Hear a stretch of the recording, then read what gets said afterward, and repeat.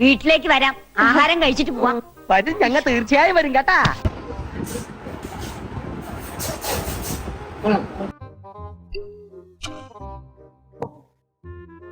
ഫോണിന്റെ വേഗത്തിൽ കൂടിയോ എനിക്കൊരു സംശയം.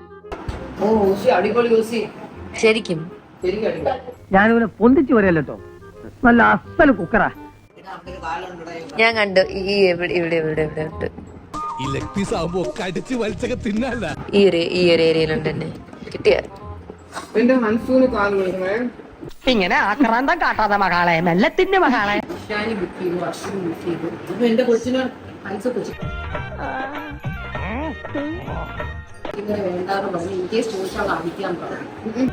എനിക്കില്ലേ? ഇനി വേണോ?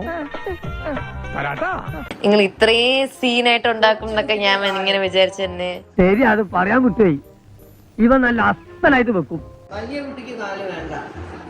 അങ്ങനെ മിച്ചം ഉണ്ടാക്കി സാർ എനിക്ക് സൗജന്യമൊന്നും ചെയ്യണ്ട, അതുകൂടെ നീ അങ്ങ് വിഴുങ്ങിക്കോ. ഇത് കാലല്ലേ?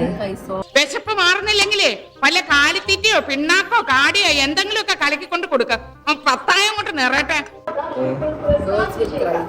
പക്ഷേ നിഷാനിക്കും കൂടെ അല്ലേ ഉള്ളൂ, എനിക്കില്ലല്ലോ.